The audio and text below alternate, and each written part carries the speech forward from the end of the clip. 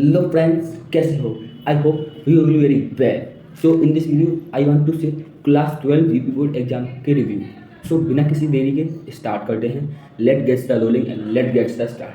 First of all सबसे पहले हमारा पेपर हिंदी का था, तो हम हिंदी के बारे में डिस्कस करेंगे, लेकिन मैं आपकी हिंदी नहीं करूँगा. गजब बेइज्जती है।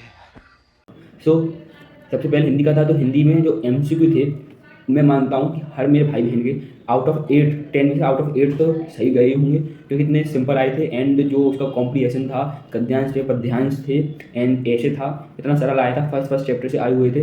तो मैं मानूंगा कि मेरे भाई और बहनों को कोई भी डिफिकल्टी फेस नहीं करनी पड़ेगी, क्योंकि फर्स्ट चैप्टर से आए थे. और हम सबको पता है कि हमारा फर्स्ट चैप्टर जो हर सब्जेक्ट का ओवरऑल अच्छा ही याद होता है, हमारा लर्न होता है. तो हमें किसी भी बात की डिफिकल्टी फेस नहीं करनी पड़ी होगी. नंबर सेकंड हमारा था, मैं सबसे पहले बताऊं तो मैं अपने जो 12th में साल क्लास में आए हैं उनके बारे में उनको, अपने छोटे भाइयों बहनों को बताऊंगा कि यदि आपको अच्छे नंबर स्कोर करने हैं तो सबसे पहले आप क्लास 12th में अपना पूरा चैप्टर, अपना पूरी किताब पूरी अच्छे से करिए. एंड सेकंड अनसॉल्व लीजिए 2024 के 2025 के आप करिए. एंड 2023 के यदि आपको हो सके तो आप 2023 के भी करिए. कम से कम 3 साल के आरटीपी तो हमें करनी ही चाहिए, जिससे हमारा जो हमने पढ़ा है वो हमारे और मजबूत हो जाता है, इसलिए स्ट्रॉन्ग हो जाता है. तो मैं आपको यही एडवाइस दूंगा कि आप कम से कम 2 से 3 साल के आरटीपी तो निकाल ही लें. एंड सब सेकंड हमारा पेपर था बीएसटी का मानो तो ओवरव्यू किताब में से ही आया था, लेकिन जो पेपर था ना वो लेंदी ज़्यादा था. सो जिस चक्कर में मेरे भाई दोस्तों का और मेरे भाई दोस्तों ने ये बोला कि भाई पेपर लेंथ वास्ट था, जिस चक्कर में मेरा पूरा नहीं हो पाया. सो एनीथिंग ऑल चीज़ और तो, लेकिन मेरा पूरा हो गया था. सो ऐसी कोई बात नहीं, लेकिन जो उसमें सबसे बड़ी मेन प्रॉब्लम ये थी कि जैसे कि हर साल जो है ना 27 से 30 क्वेश्चन 4 क्वेश्चन आते हैं 10 मार्क्स के, तो उसमें 8 क्वेश्चन दे रखे होते हैं जिसमें आपको 4 करने होते थे. लेकिन अब की बार क्या हुआ कि उन्होंने 4 ही दिए थे और 4 ही आपको करने थे, जिस चक्कर में बहुत स्टूडेंट्स को ये डिफिकल्टी फेस करनी पड़ी कि भाई मुझे वो आता ही नहीं है, मैं ये कैसे करूँगा. अदर ऑप्शन होता तो वो शायद वो आ सकता था उनके लिए, लेकिन अब की बार यूपी बोर्ड ने नहीं करा.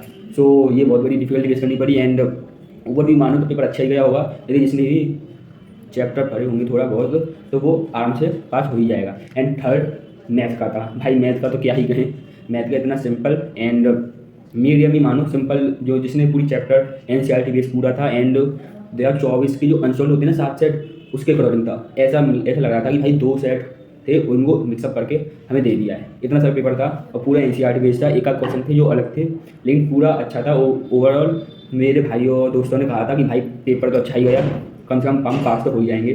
सो मैं आपको सजेस्ट करूंगा कि आप भी 2023 24 25 के मैथ के भी आरटीपी निकाल कर जाएँ, अनसॉल्व निकाल के जाएँ, जिससे आपको हेल्पफुल होगा अनसॉल्व.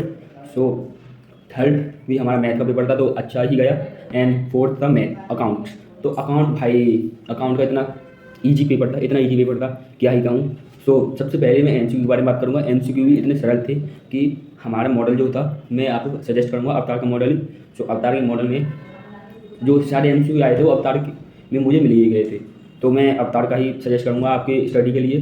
सो 10 के 10 एमसीक्यू मेरे सही गए. एंड जो 2 मार्क्स के 10 क्वेश्चन होते हैं वो भी मेरे अच्छे ही गए. एंड जो लॉन्ग क्वेश्चन होते थे ना, जो फोर्थ, अब बीएसटी के अकॉर्डिंग इसमें नहीं था कि 4 ही क्वेश्चन आए तो 4 ही क्वेश्चन करने थे, लेकिन इसमें 8 क्वेश्चन दिए हुए थे और उसमें से आपको 4 क्वेश्चन करने हैं.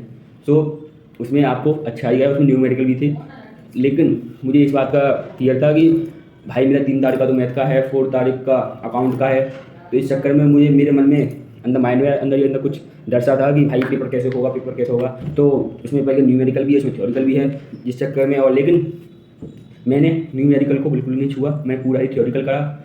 सो थ्योरी के चक्कर में मेरा पूरा पेपर अच्छा ही गया. जो लास्ट के 4 क्वेश्चन होते हैं 10 मार्क्स के, तो उसमें मैंने 3 तो थ्योरिकल क्वेश्चन करे और 1 न्यूमेरिकल करा, क्योंकि न्यूमेरिकल मैंने कंपनी वाला करा. तो कंपनी वाला इतना सरल होता है कि हम लिखने से जल्दी वो उसको कर ही सकते हैं. तो मैं आपको सजेस्ट करूँगा यदि कंपनी का क्वेश्चन आए तो आप कंपनी का करें, वो सिंपल भी होता है, ईजी भी होता है. एंड हमारा 4 तारीख का मेरा नहीं था, मेरे दोस्त फ्रेंड का था इकोनॉमिक्स. तो इकोनॉमिक्स का भी पेपर वो ओवर भी बता रहे थे कि भाई मीडियम ही था. उसमें जो न्यूमेरिकल आए थे वो थोड़े कठिन आए थे, लेकिन थ्योरी तो सही ही आई थी. ओवरव्यू इकोनॉमिक्स का पेपर भी अच्छा ही गया. एंड लास्ट हमारा इंग्लिश का पेपर था. तो इंग्लिश का पेपर में जो मुझे ये क्लियर था कि भाई हर साल जो है ना 10 नंबर की 5 एमसीक्यू आते थे, तो वो हर साल नहीं आते थे. तो मुझे इस बार डर था कि भाई अब की बार नहीं ना आए. है ना। लेकिन ऐसा नहीं हुआ इस बार जो है ना, पिछले आरटीपी के अकॉर्डिंग ही 5 MCQ दे दिए, तो वो इतने सरल आए थे, क्या ही कहें। सब बच्चों ने इतनी जल्दी करे, मेरे क्लास में जो सारे स्टूडेंट बैठे थे उन्होंने इतनी जल्दी MCQ करे, तो भाई मुझे ऐसे ही लगा कि इतने सरल आए थे। एंड लिटरेचर में जो क्वेश्चन आंसर थे वो भी सिंपल ही आए थे। एंड द एनिमी वाला चैप्टर है, उसमें सदाओ और हाना के बारे में बात हुई है। उसमें से भाई पूरा 10 नंबर का 7 नंबर का एक आया था, एंड 4 नंबर के 2 क्वेश्चन आंसर आए थे। तो आप सोच ही सकते हो कि कितना इंपॉर्टेंट चैप्टर होगा 2026 बोर्ड एग्जाम के लिए, कि आप जो है ना 2025 और 2024 के कम से कम अनसॉल्व 2 साल के अनसॉल्व निकाल ही लें, जिसके जो आपके लिए हेल्पफुल होगा। एंड आपको पेपर करने में आसानी होगी। आपको ये भी माइंड में आ जाएगा कि भाई पेपर कैसा आता है, पेपर किस अकॉर्डिंग आता है, कि पेपर में क्या क्या आएगा, क्या क्या नहीं आएगा, कैसे आएगा। ये भी आपको इससे अनसॉल्व के चक्कर में आरटीपी से आपको ये पता लग ही जाएगा। एंड मैं आपको लास्ट में ये एडवाइस दूंगा कि अकाउंट और BST में जो 10 मार्क्स के 4 क्वेश्चन आते हैं, तो आप उसको कम से कम 5 पेज के कर आएँ। ऐसा नहीं है कि भाई उसमें जो 250 वर्ड बोल रहा है तो आपको 250 वर्ड ही लिखने हैं, ऐसा नहीं है। लेकिन तो बच्चे जो है ना 2.5 है ना, टू हाफ पेज ही कर आते हैं, ऐसा नहीं है। आपको अब कम से कम 5 पेज का आंसर कर आना है। यदि आप 2 हाफ पेज का कर आओगे तो आपको नंबर पूरे नहीं मिलेंगे। तो मैं आपको ये सजेस्ट करूँगा कि आप कम से कम 4 पेज का तो कर ही आएँ, इन मैक्सिमम 5 पेज तो आपको करके आएँ, तो आपको पूरे नंबर ही मिलेंगे उसमें अकाउंट ऑफ BST में।